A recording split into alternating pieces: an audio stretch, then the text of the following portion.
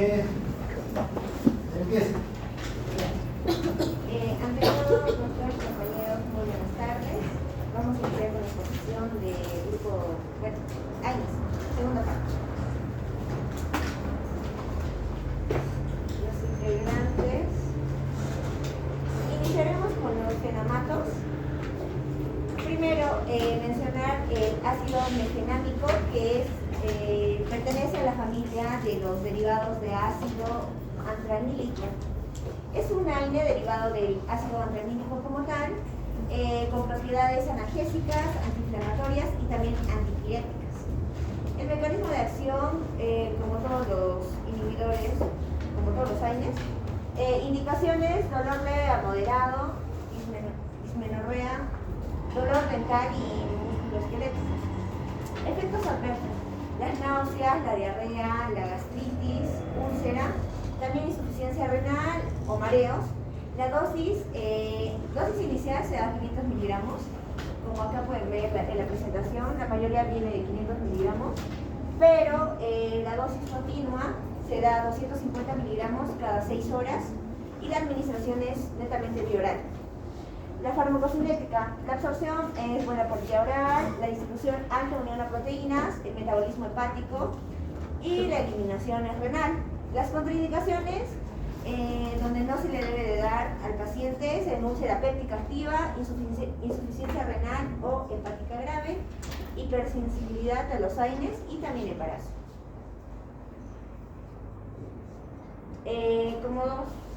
Como segundo fármaco tenemos al meclofenemato, que pertenece también a la familia de los AINES fenamatos. Este AINE fenamato tiene mayor potencia, este es el más importante, el meclofenamato. El mecanismo de acción es el mismo, tiene una inhibición no selectiva por el COX-1 y hay una disminución de las prostaglandinas como tal. Las indicaciones: dolor leve moderado, artritis, dismenorrea.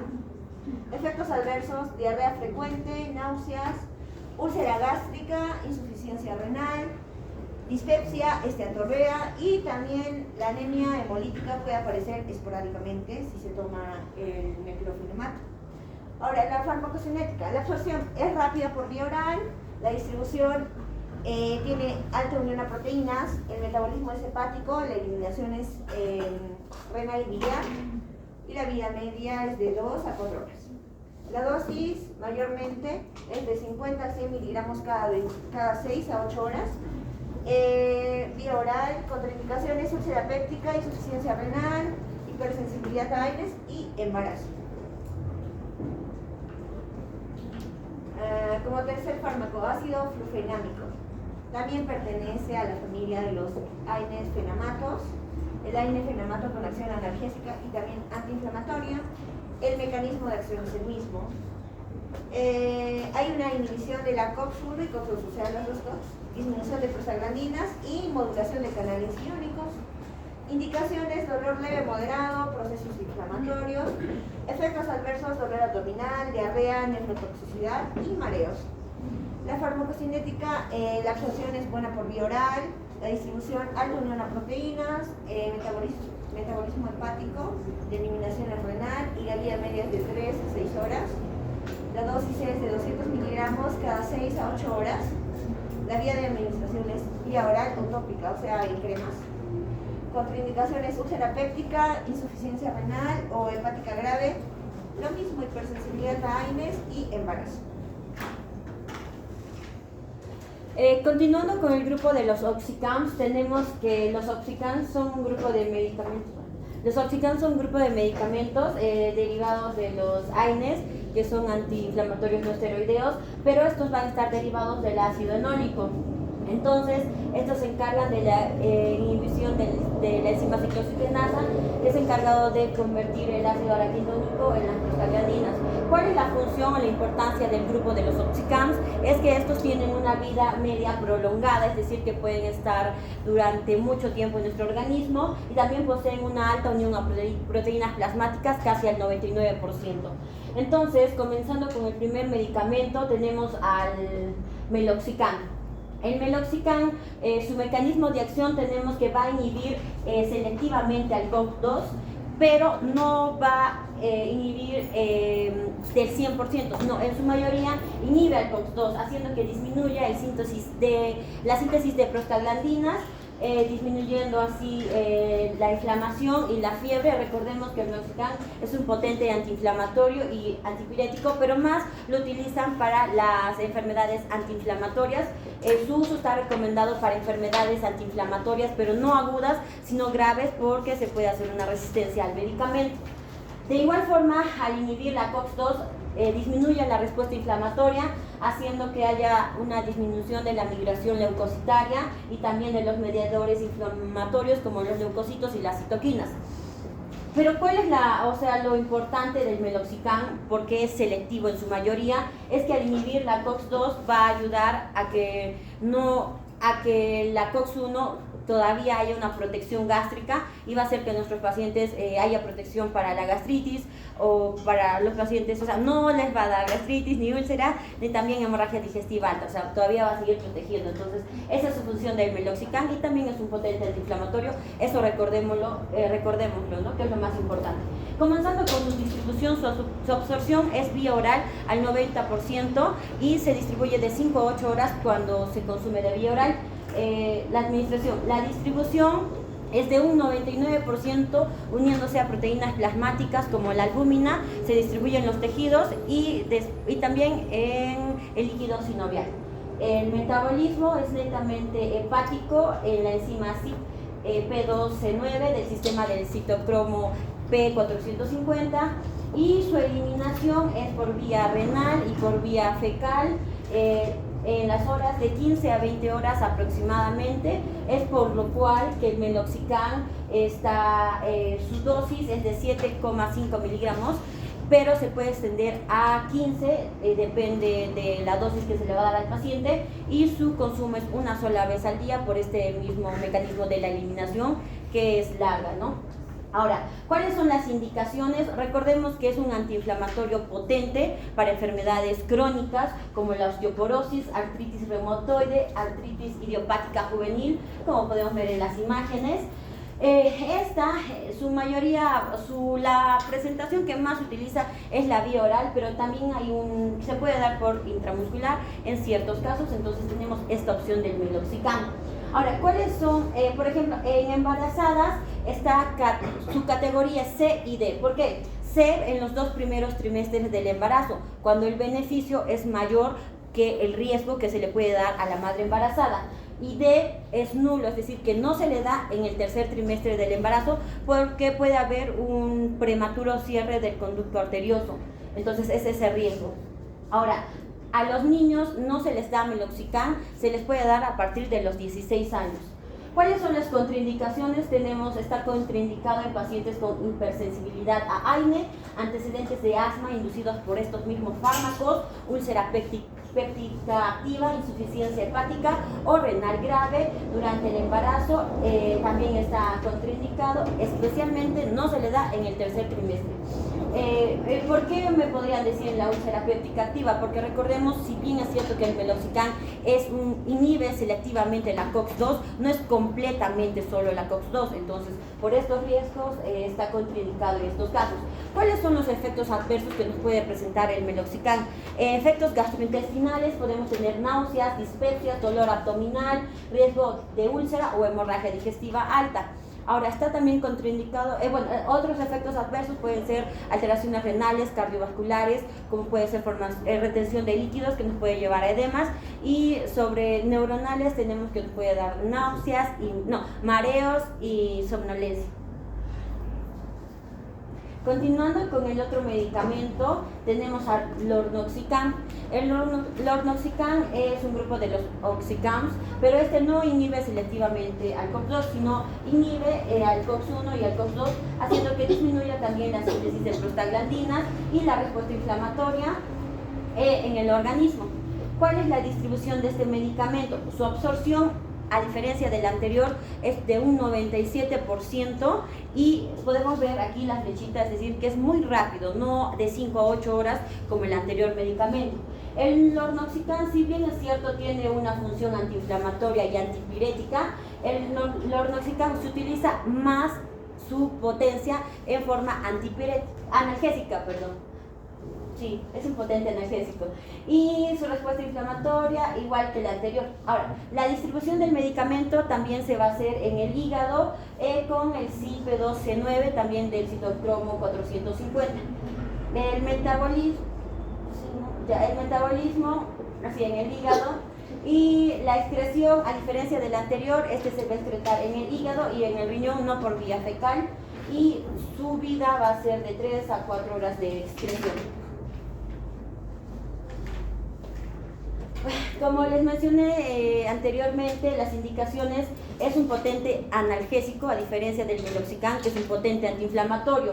Entonces se utiliza para el dolor agudo de origen musculoesquelético y también para enfermedades reumáticas inflamatorias. Ahora, su presentación es de 8 miligramos, también se da una vez al día, se puede extender máximo hasta 16 miligramos en un día. Y a diferencia del anterior medicamento, que es vía oral o en algunos casos intramuscular, este tiene más presentaciones como intravenoso, intramuscular y oral. En las embarazadas y en los niños está contraindicado en todos sus casos.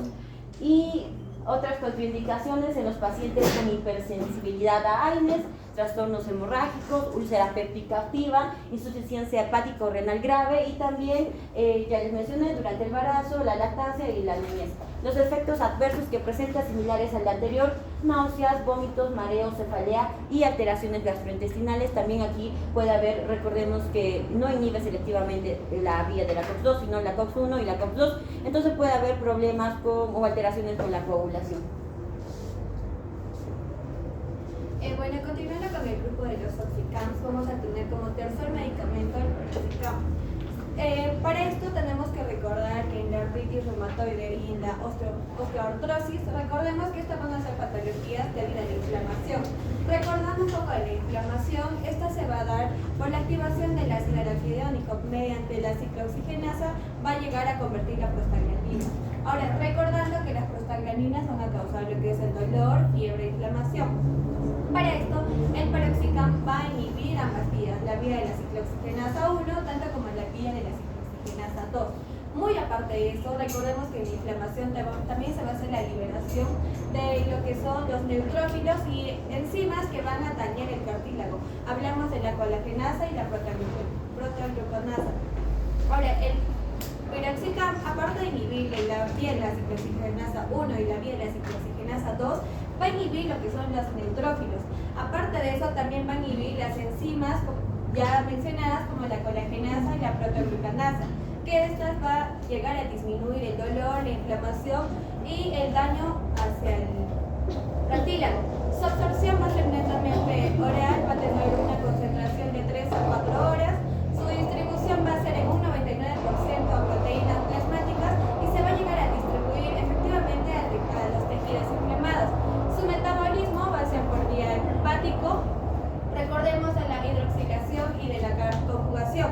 Recordemos que en la hidroxilación se le va a agregar un grupo OH al fármaco para que esto se ponga un poco más polar y soluble. Para la conjugación, este fármaco ya va a llegar a ser soluble. Entonces, en la excreción se va a hacer por vía renal y en poca cantidad se va a hacer en vía biliar. Esta va a llegar a tener una vida de media de 45 a 50 horas. Por ende, va a ser un médico de larga vida. Esta va a ser como indicaciones, lo vamos a tratar en artritis reumatoide, osteoartrosis, espondilitis anquilosante y dolor musculoesquelético. Para todas estas patologías, como tal sabemos, va a radicar lo que es la inflamación. Entonces el Peroxicam, al disminuir las prostaglandinas, va a disminuir lo que es el dolor, fiebre y la inflamación. Para eso también va a disminuir la actividad inflamatoria. En la actividad inflamatoria vamos a recalcar de los neutrófilos y los macrófagos. Entonces, al inhibir esas también va a haber un menor daño hacia el tejido. Y como tal, el Peroxicam también va a disminuir el daño hacia el cartílago de esta. Siguiente. Sus dosis recomendadas va a ser de 20 miligramos, solo una dosis al día. También se puede utilizar 10 miligramos miligramos, pero cada 12 horas. Sus vías de administración tenemos vía oral, vía intramuscular y vía tópica en pocos casos. Como efectos adversos tenemos efectos adversos gastrointestinales. Recordemos que al inhibir el ACOX-1, recordando que el ACOX-1 va a ser un protector de la mucosa gástrica, al ser inhibida nos va a dar lo que son las gastritis, úlceras y hemorragias digestivas. Contra efectos adversos renales. ¿Por qué? Porque recordemos que la prostaglandina va a ayudar al flujo renal. Entonces, si inhibimos la prostaglandina, también va a haber retención de sodio, edema, insuficiencia renal y problemas cardiovasculares como la hipertensión. Externos también vamos a tener cefalea, mareos y reacciones cutáneas. Como siguiente medicamento o cuarto medicamento ya tenemos el tenoxicam. Su mecanismo de acción también va a ser inhibir ambas vías, tanto como la vía ciclooxigenasa tipo 1 y la vía ciclooxigenasa tipo 2. Esta va a recalcar porque va a reducir la migración de los leucocitos al sitio de la inflamación y la liberación de las enzimas lisosomales, potenciando su efecto antiinflamatorio, más que el anterior. Su farmacocinética va a ser por vía oral, va a ser de una forma rápida, va a actuar de 1 a 2 horas. Su unión va a ser en un 99% proteínas. Su distribución, lo efectivo en este medicamento es que este medicamento sí va a llegar a líquidos sinoviales de las articulaciones, por ende va a ser mayor efectividad. Su metabolismo es hepático, su excreción es renal y su vida media es de 60 a 70 horas. Tiene una vida media más larga que el anterior medicamento. Sus indicaciones: se usa cuando no hay inflamación persistente, como la artritis reumatoide, la osteoartrosis, la espondilitis anquilosante, la pusitis, la tendinitis y la dismenorrea. Su dosis también va a ser indicado con 20 miligramos por una toma al día, o incluso también ya comentado va a ser 10 miligramos cada 12 horas. Sus vías de administración en estas solo son dos: vía oral y vía intramuscular. Sus efectos adversos van a ser casi iguales al anterior y explicado.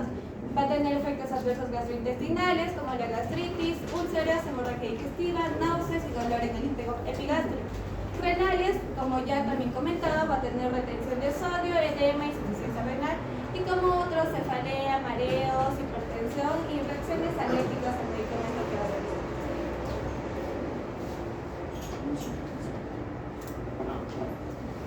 Enzyme, que esto se sigue en inglés, también significa INEX, inhibidores de la actividad selectiva de la COX-1, COX-2, o también conocidos como COX-CYP.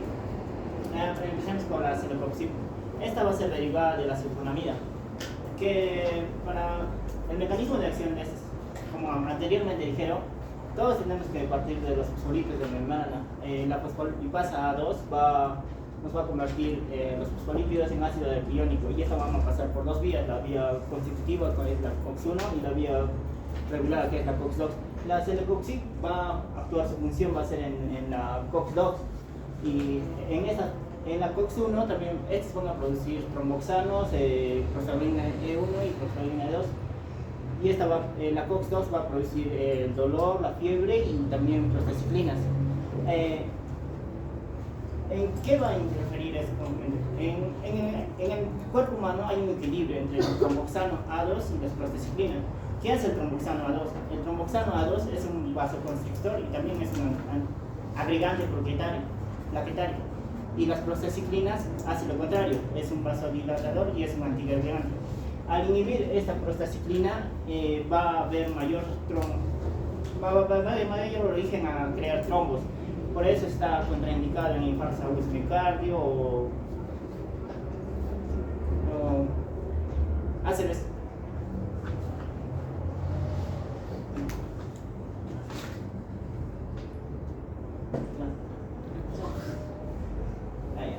Su absorción va a ser por vía oral, la digestión va a ser unida a proteínas, su metabolismo va a ser en el hígado, mayormente por el citocromo P450, por su subtipo CYP2C9. Su excreción va a ser mayormente hepatobiliar y también en el 70% y el 30% sería renal. Está indicado para enfermedades osteoarticulares como osteoartritis, artritis reumatoide, espondilitis anquilosante o como el tratamiento del dolor agudo. Como este no inhibe la COX-1, va a haber producción de la vía de prostaglandina. Por eso también está indicado para gastropatías como úlceras o gastritis. La dosificación va a ser dependiendo de estas enfermedades. En adultos va a ser de 100 a 200 miligramos cada 12 horas a 24 horas y se ajusta según la patología. En osteoartritis articular va a ser de 100 miligramos al día durante el tratamiento, pero esta va a aliviar nomás los síntomas. Igual en la artritis reumatoide, pero esta va a cambiar, va a ser de 100 a 200 2 veces al día y igual va a aliviar los síntomas nomás.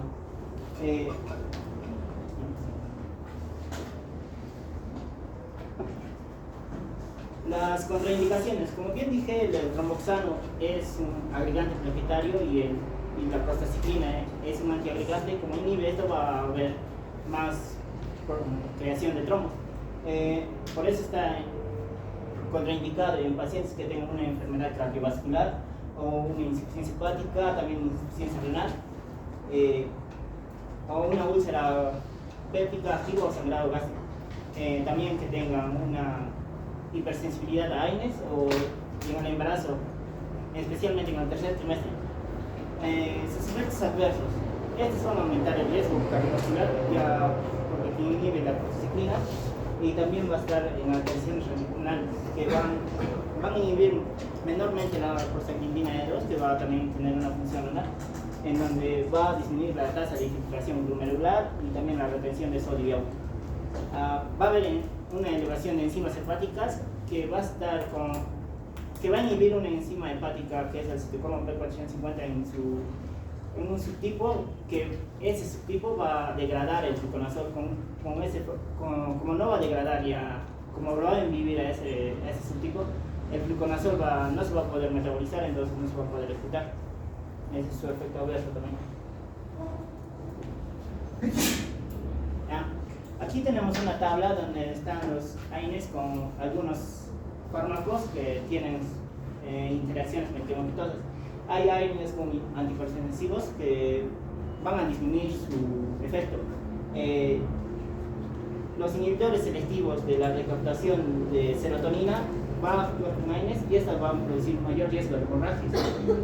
Los saliciclatos, o sea, aspirinas, con hipoglicemiantes, van a aumentar la hipoglicemia. Todos los AINES que están, o todos los medicamentos que hemos mencionado anteriormente y en la clase anterior, con diuréticos van a tener un alto riesgo de fallo renal hemodinámico.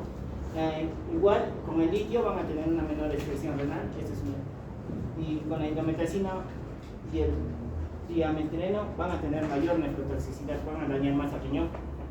También los fármacos con los ahorradores de potasio van a tener mayor retención de potasio.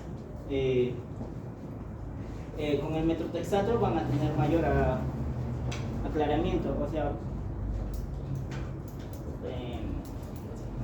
y todos con la warfarina van a aumentar el riesgo de hemorragias, excepto claro una celecoxib, que como va a inhibir el romboxano, va a estar algunos pacientes con infarto agudo del miocardio, cuando tienen artritis reumatoide, se les da un poco de warfarina.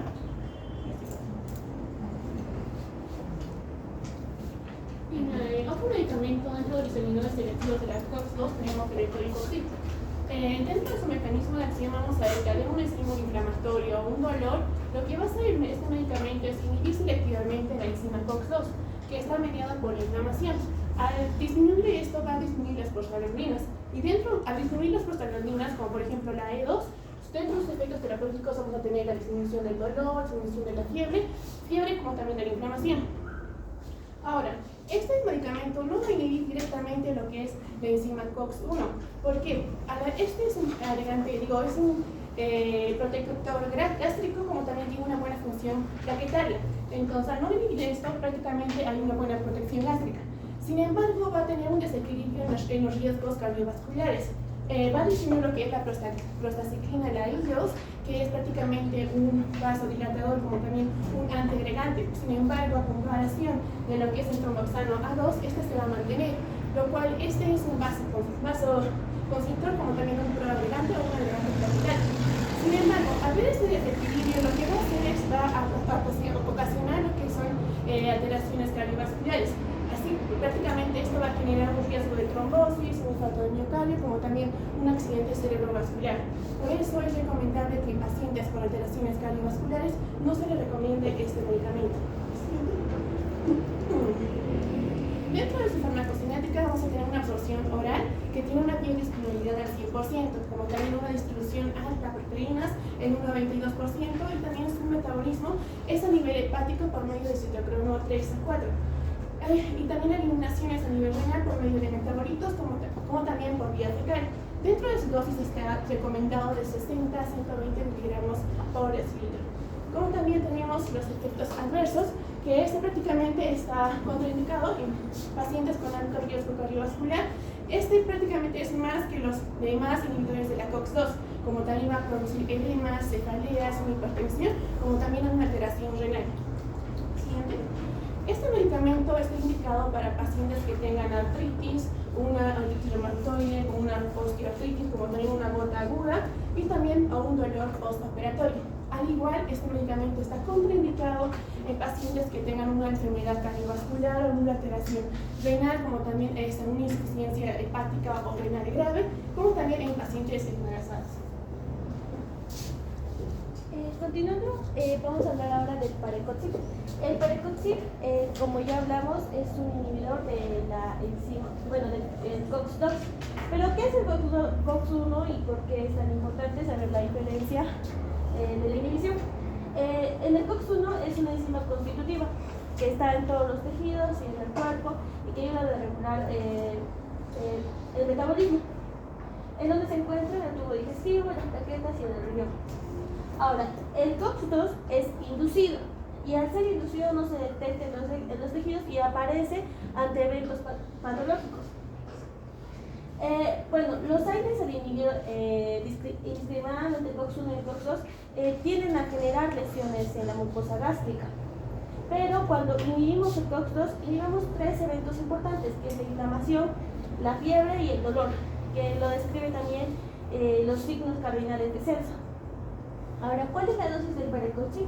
Y antes de entrar a esta parte, este AINE es muy utilizado para el dolor agudo postoperatorio por su efecto analgésico y además que es selectivo exclusivamente del COX-2. Su dosis inicial es de 40 miligramos intravenoso y intramuscular. Su mantenimiento es de 20 a 40 miligramos cada 6 a 12 horas y lo máximo por día que se puede dar es de 80 miligramos al día. Ahora, a diferencia de otros medicamentos, este va a ser un profármaco. ¿Qué es un profármaco? Esto quiere decir que el medicamento tú antes de ingresar al cuerpo, este va a estar inactivo y al momento de llegar, en este caso al hígado donde se va a metabolizar, va a llegar a ser activo. Ahora, el parecoxib, como su nombre lo dice, va a estar inactivo y a través de las estereasas que van a quitar el grupo de ABA, se va a volver activa y va a pasar a ser valdecoxib. ¿Por qué se administra el parecoxib como tal y no directamente el valdecoxib? ¿Por qué? Porque el parecoxib es soluble en agua y por eso su vía de administración es intramuscular, intravenosa y aparte de esto oral. Ahora, todo esto se va a, de su forma inactiva a su forma activa, todo este proceso se va a llevar a cabo en el hígado a través del citocromo P450 y en específico del CEP3A4 y el CEP2C9. Ahora, su vía de excreción es renal y es a través de los metabolitos inactivos que va a desechar el hígado. Las contraindicaciones, al igual que otros medicamentos, como se va a inhibir la ciclooxigenasa 2 y asimismo las prostaciclinas, no se puede dar en pacientes que tengan eventos cardiovasculares como es infarto infarto agudo del miocardio. En embarazadas tampoco se administra, pero en el tercer trimestre porque puede generar alteraciones arteriovenosas. Y tampoco se puede dar en pacientes con alteraciones hepáticas debido a que su metabolismo se da totalmente y plenamente en el hígado gracias al citocromo P450. Ahora, aquí podemos ver el ciclo de la ciclooxigenasa, que tiene un sitio de unión más amplio para los AINES, y ya que este es selectivo, va a actuar en el lugar donde pase todo esto. Ahora, los efectos adversos puede causar hipertensión, cefalea, náuseas, y como un evento grave son alteraciones cardiovasculares. Bueno, gracias por su atención.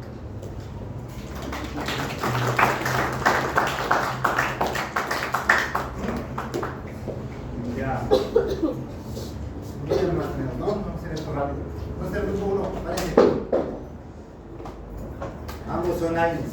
Vamos a hacer competencia. ¿Qué AINES sabe mejor su tema? Y por si acaso, era ácido profinoico su tema. Ya, no era. Acá, ¿quién abarca los profinoicos? ¿Estaba ahí escrito? Ibuprofeno, naproxeno, ketoprofeno, que son medicamentos que sí o sí van a ver. Aquí tengo la foto. Ya, que me metes. Ya. Grupo 1, parece. Si quieren, reúnanse en bolita. Grupo 2, acá. Ahorita lo que vamos a ver es qué características especiales diferencia a cada medicamento. ¿Por qué? Vuelvo a repetir. AINES es claro, ¿ve? Antiinflamatorios, analgésicos, no esteroideos. Todos, casi todos tienen su indicación y su mecanismo de acción, ¿ve? Parecidos. Pero hay diferencias que los tenemos que ver. Para ambos grupos. ¿Por qué todos los AINES causan falla renal? Eso han dicho. ¿Por qué causa falla renal? Porque su metabolismo es muy hígado. No, falla renal. Porque las prostaglandinas también se encargan de la Flujo renal, del flujo renal. de la vaca. Porque reducen el flujo renal hacia... ¿Cómo? Inhibiendo las prostaglandinas. Ya que las prostaglandinas se encargan de la vasodilatación de la arteria aferente, y entonces Exactamente. Ya, el sagrado llega a sus partes estériles. ¿Listo? Todos los AINES en su mayoría van a causar falla renal. ¿Listo? Casi todos. ¿Por qué? En cuanto al tratamiento crónico. ¿Por qué? Porque como indica, produce vasoconstricción renal, lo que disminuye el flujo renal y en un futuro va a causar falla renal. ¿Cuál de los AINES es el más seguro para un paciente renal crónico? Si va a causar falla renal, ¿qué AINE le pueden dar a un paciente con falla renal entonces? Doctor, no existe AINE para... ¿Cuál es el más seguro por esta estrategia? No, se ajustan las dosis. ¿Cuál es el más seguro? Vamos. No tiene AINE. ¿Es el Lecoxina, doctor? No, ellos están compitiendo por sus notas, están compitiendo. Celecoxina es para dosis terapéuticas. ¿Se lo confirma o ya? ¿El paracetamol? ¿Por qué? Ella dice paracetamol. ¿Por qué? Porque sí. ¿Eh? Por la coxa. Sí, por la tercera vez. ¿Usted conoce la COX-3? Porque no inhibe las prostaglandinas. No. No, porque las Sí, porque estas son las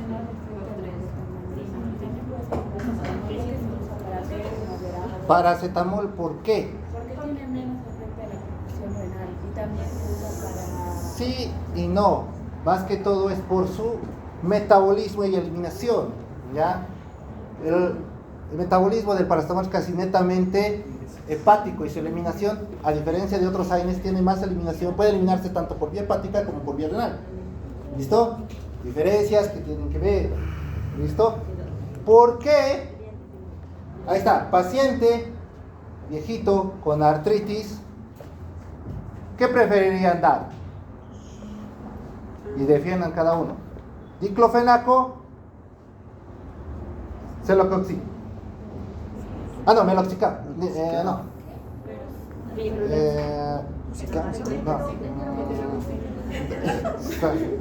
Sí, diclofenaco y meloxicam. ¿Cuál de los dos crees que es mejor para el paciente artrítico? Cada uno defienda. Paciente con artritis, le duelen sus dedos. Ellos van a defender por qué darle diclofenaco y ellos van a defender por qué darle meloxicam. Doctor, ¿por qué tenemos aquí? Ya no se el meloxicam en este caso se le puede dar porque al ser una vía selectiva de la COX-2 todavía sigue todavía hay protección gástrica para nuestro paciente adulto mayor a diferencia de otro medicamento. Entonces todavía va a tener protección gástrica, protección de Sí, porque solamente la vía no tanto por la vía selectiva que el mismo medicamento tiene. Diclofenaco.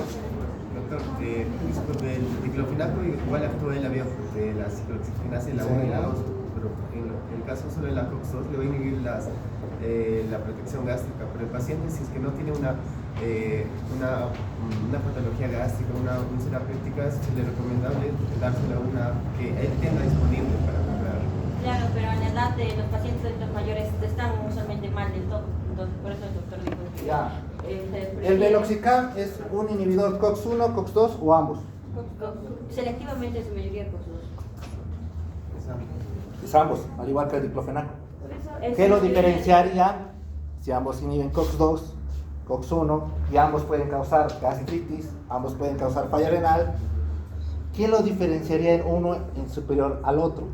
Le dije, doctor, en un principio que el meloxicam inhibe selectivamente en su mayoría la COX-2, no de igual más, no es una balanza que uno más y el otro más.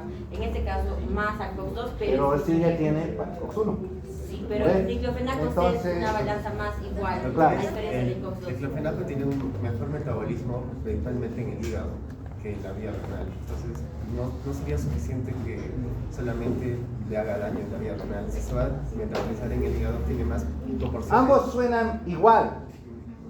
Ambos inhiben COX-1, ambos inhiben COX-2, ambos tienen metabolismo hepático, ambos tienen eliminación renal, ambos pueden producir úlcera gástrica. ¿Qué es lo que los diferencia entonces? El otro prolongado del meloxicam.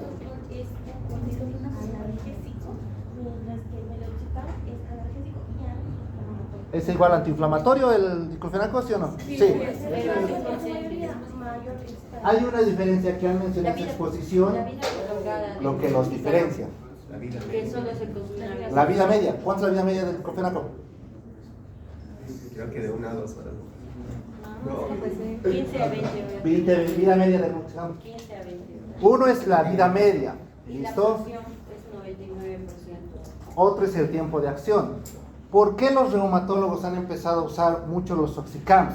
En este caso, porque tenía esa característica, tenía un tiempo de vida más largo, a diferencia de los hermanos que tenemos acá, que tenían un tiempo que de 8 a 12 horas. En cambio, estos ya tienen vidas desde el 24 hasta 50 horas algunos.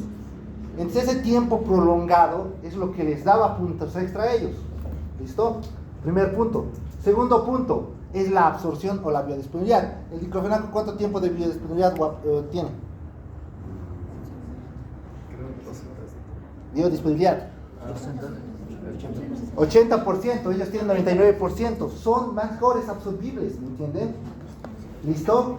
Y la tercera diferencia que han expuesto, pero no la están mencionando o no se están recordando, los CICAMs, la familia, tiene la característica de que puede actuar sobre el sistema linfático, actúa sobre los neutrófilos, ¿me entienden? Inhibiendo que no haya tanta proliferación de la misma, o sea, es como, no solo es un antiinflamatorio, sino que actúa mediando la inmunidad en cierto punto, ¿listo? Por eso está recomendado en patologías más que todo artríticas, si se han dado cuenta de sus indicaciones. En ellos es más artritis y trauma, si se han dado cuenta de sus indicaciones, es 15, toda esa situación, ¿listo? Entre esos puntos tenemos que empezar a diferenciar, porque si no daríamos como todo, ¿no ve? Paracetamol para todos, ¿no ve? o ibuprofeno para todos, ¿no? Hay características en los AINES de cada AINE y su indicación para cada cuestión. Eso es lo que tienen que aprender a diferenciar. ¿Listo? Por eso, en este tema vamos a hablar más de biodisponibilidad, absorción, y su examen va a ir más que todos esos puntos, ¿ya? Porque no todos se absorben igual, no todos tienen la misma biodisponibilidad, no todos tienen la misma, ¿cómo se podría decir?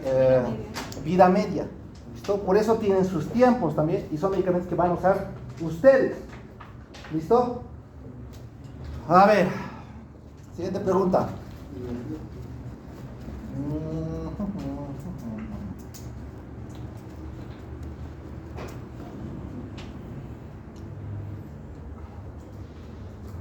Ya. ¿Cuál de los AINES puede atravesar a la barrera hematoencefálica?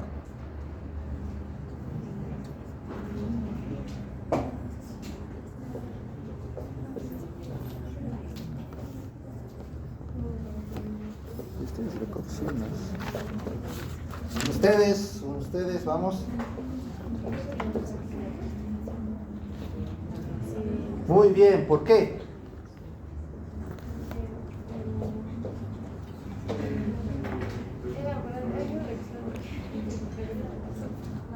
Los salicilatos tienen esa capacidad de poder pasar la barrera hematoencefálica, pero a dosis tóxica, por si acaso.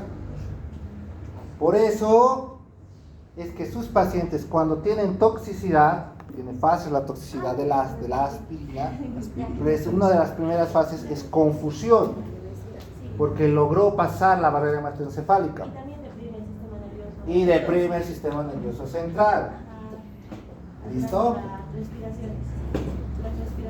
No deprime, altera, por eso produce taquipnea, que vamos a analizar en el próximo caso.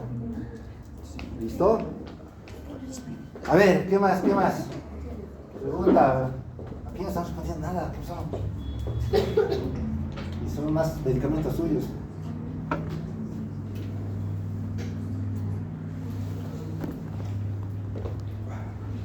Paciente embarazada, 34 semanas. Intercurre con amenaza de parto prematuro. Guarden celulares, intercurre con amenaza de parto prematuro. Hay que detener las contracciones, porque si no se va a salir el bebé. ¿Qué AINE vamos a usar?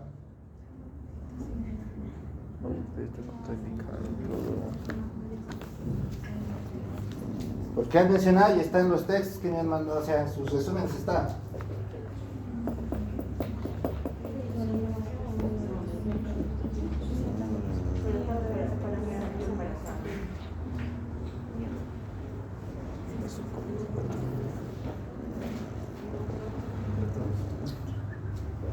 Podría ser la indumentación. Muy bien, ¿por qué?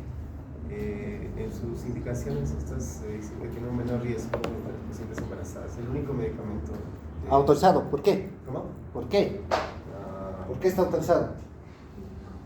Porque el objetivo es inhibir la prostaglandina 2 para inhibir las contracciones. Pero todos los AINES te hacen eso. ¿Por qué la indometacina y no otro AINE?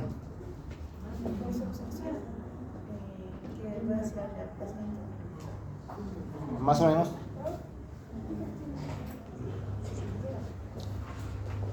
¿Ves?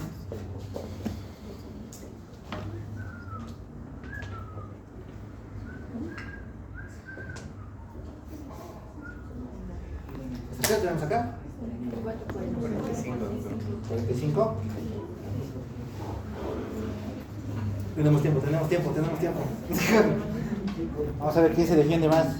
Y ahorita vamos a atacar al curso también. El caso clínico. La intoxicación para aspirina. ¿Cómo es?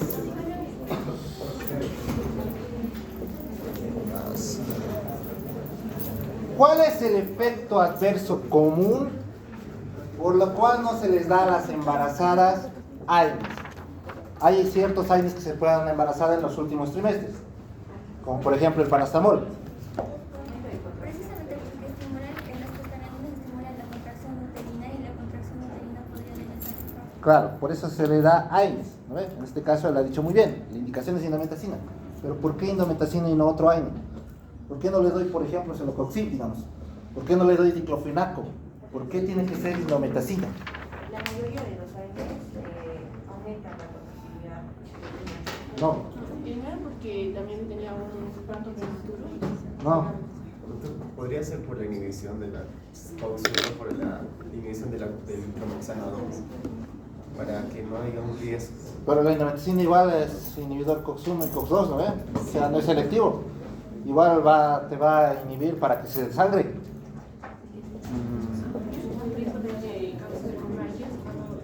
Todos tenemos que hacer hemorragia, pues la mayoría, ¿no?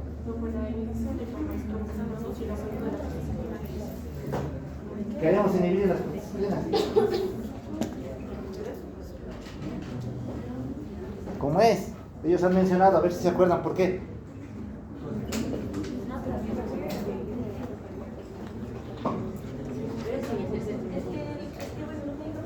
Por el cierre prematuro del Exacto. Muchos de los AINES en el tercer trimestre, como el ibuprofeno, el ketoprofeno, el naproxeno, todas esas situaciones, provocan cierre prematuro del conducto arterioso del niño. ¿Qué quiere decir? Que van a ser un niño hipóxico. ¿Listo? Y se les va a morir. ¿Por qué? Porque le han decidido dar a la madre un medicamento que no deberían. ¿Listo? Esa es la cuestión. ¿Y por qué la indometacina viene en qué presentaciones?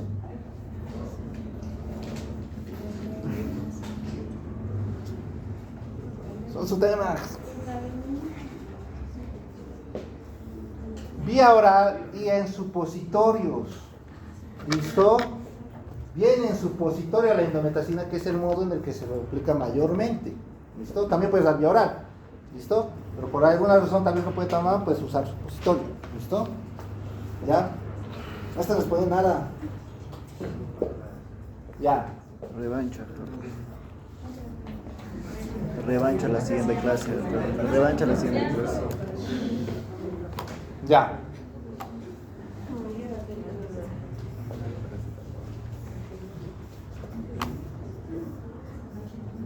¿En qué casos, no sé otra vez, están indicados los inhibidores de la COX-2? ¿Qué? Pero un paciente, ¿le vas a dar toda la vida inhibidor de la COX-2? Para el COXIP se le puede dar a pacientes que tienen un prolongado postoperatorio, debido a que su mecanismo de acción para inhibir el dolor es rápido y preciso. ¿Por qué? Porque viene de forma inactiva. El activarse rápidamente, entonces el cuerpo regula los picos que este va a tener. Y una vez también para pacientes que tienen alguna alteración gástrica, ya que inhibe directamente la enzima COX-2, entonces a veces no inhibe la enzima COX-1, al ser un protector gástrico, inhibir la función gástrica. Bueno, añadiendo al medicamento, también el medicamento que estoy mencionando, recordemos que los pacientes respiratorios tienen a tener estrés y esto genera, el estrés y todo eso va a generar que tenga una predisposición a úlceras. Ya. Los inhibidores de COX-2, por si acaso, no son la primera línea para el dolor postoperatorio. Sí, no. ¿Cuál es la primera línea? Ketorolaco. Depende a la operación. Puede ser paracetamol, puede ser ketorolaco, puede ser lo que es diclofenaco. No, diclofenaco no se usa mucho. En la proporción. Naproxeno, todas esas situaciones, ¿me entienden? Pero no es la primera línea, entonces no te doy mucho punto en eso. Pero sí en algo que dijiste, que es para cuadros agudos, ¿listo? Ya, para un dolor agudo musculoesquelético está muy bien los COX-2. ¿Por qué no para dolores crónicos o para toma crónica? Este podría deberse a su tiempo. Es porque se ha visto cuando salieron los COX-2, fueron un boom, por si acaso. Todo el mundo empezó a usar COX-2 porque no dañaba el estómago como los otros años. Doctor, pero a lo que usted va, precisamente cuando iniciaron precisamente a los inhibidores selectivos solamente de la COX-2, lo que se vieron fueron los efectos adicionales, que fue precisamente lo que mencionaron en su exposición, pero eso se debe, de los es precisamente porque el ácido araquidónico liberado, al solo inhibir la vía de la ciclooxigenasa 2, entonces todo el ácido araquidónico ingresa a la vía de la ciclooxigenasa 1. Como recordamos, la vía de la ciclooxigenasa 1 produce el tromboxano A2, entonces hay una mayor producción de tromboxano A2, que el tromboxano A2 produce vasoconstricción y también es un antiagregante plaquetario, entonces produce la tendencia a trombos y se veía mayor porcentaje de pacientes que tenían esos efectos. Exactamente, por esas situaciones que el COX-2 no está reservado como tratamiento crónico. ¿Listo? Porque como les digo, cuando sacaron COX-2, todo el mundo usó COX-2, pero vieron que a los 5 a 6 años todos sus pacientes artríticos estaban muriendo, pero no por la artritis, se estaban muriendo por infartos. Dijeron, ¿qué madre se está pasando acá? Y ahí descubrieron que la inhibición selectiva les aumentaba el riesgo cardiovascular y les producía AVCs e infartos. ¿Listo? Entonces, esas cuestiones es las que se las tienen que llevar ustedes en su cabeza. No todos los AINES son lo mismo. No todos los AINES dan para lo mismo. ¿Listo? Y no hemos hablado de intoxicaciones, que eso vamos a intentar hablar la próxima clase si nos da tiempo. Ya, váyanse los que vieron bien, los que vieron un poquito más.